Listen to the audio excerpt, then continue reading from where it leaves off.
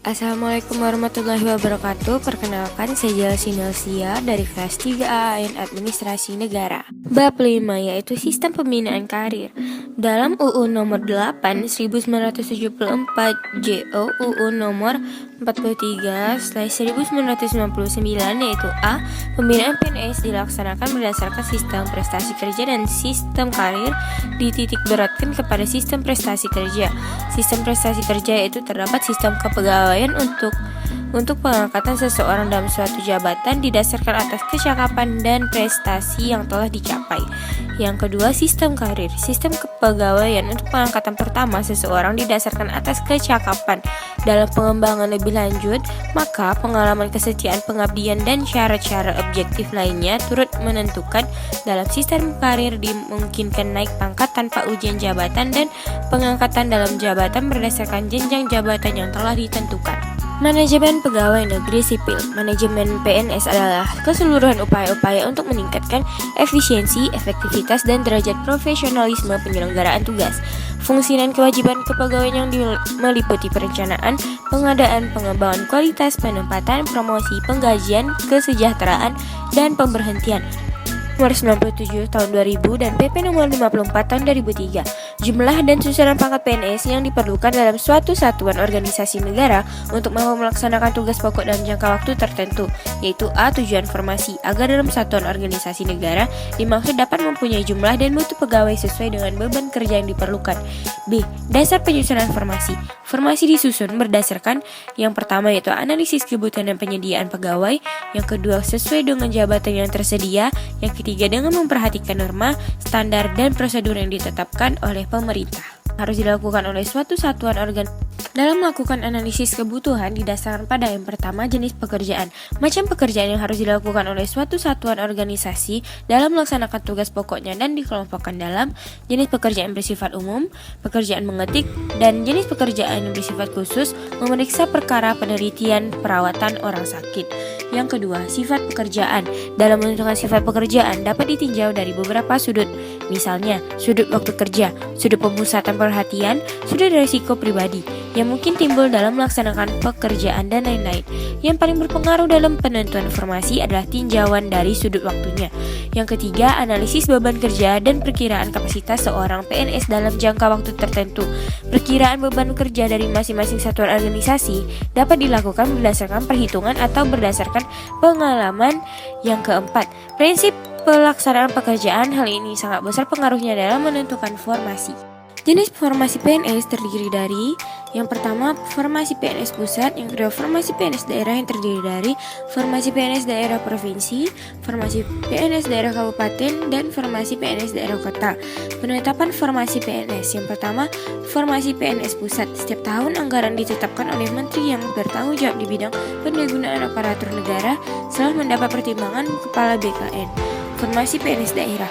Pemerintahan daerah, provinsi, atau kabupaten setiap tahun anggaran ditetapkan oleh kepala daerah masing-masing setelah mendapat persetujuan tertulis menteri yang bertanggung jawab di bidang pendayagunaan aparatur negara berdasarkan pertimbangan kepala BKN.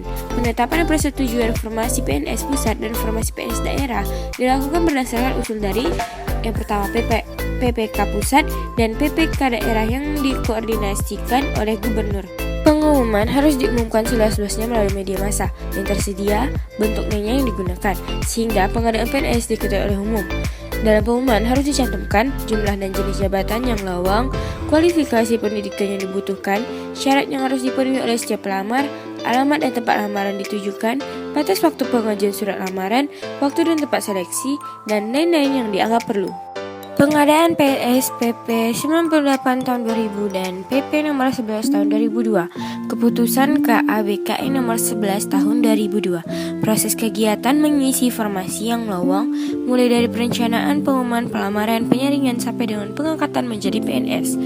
Lowongan formasi disebabkan adanya PNS yang pensiun, BHT dan MD, adanya perluasan organisasi PEM. Syarat yang harus dipenuhi setiap pelamar yaitu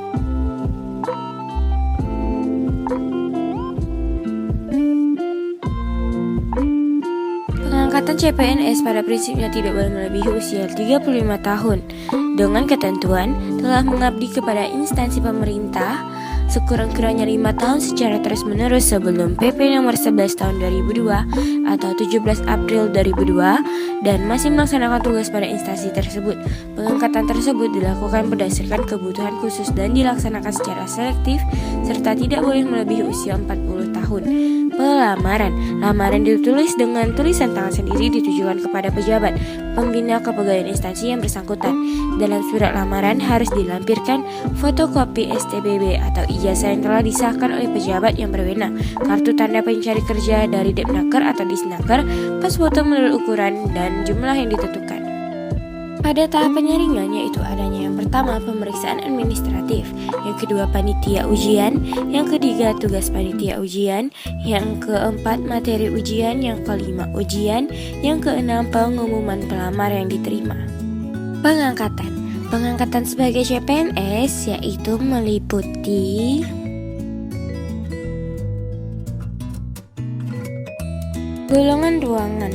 Golongan ruang yang ditetapkan untuk pengangkatan sebagai CPNS pada saat melamar memiliki dan menggunakan ijazah yang dimiliki.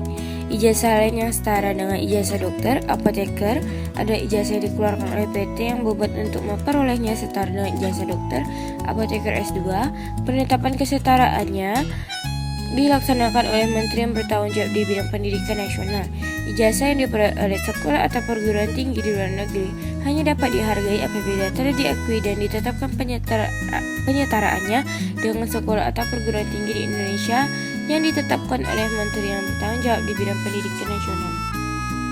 Gaji PNS menurut PP nomor 7 tahun 1977 tentang peraturan gaji PNS yang terakhir dirubah dengan PP nomor 25 tahun 2010, hak atas gaji PNS tamat yang bersangkutan secara nyata melaksanakan tugas yang ditetapkan oleh Kepala Kantor atau Satuan Kerja atau SPMT. Bagi CPNS yang penempatannya jauh dari tempat tinggalnya, dianggap telah melaksanakan tugas sejak yang bersangkutan berangkat ke tempat tugas, dibuktikan dengan surat perintah perjalanan atau penugasan.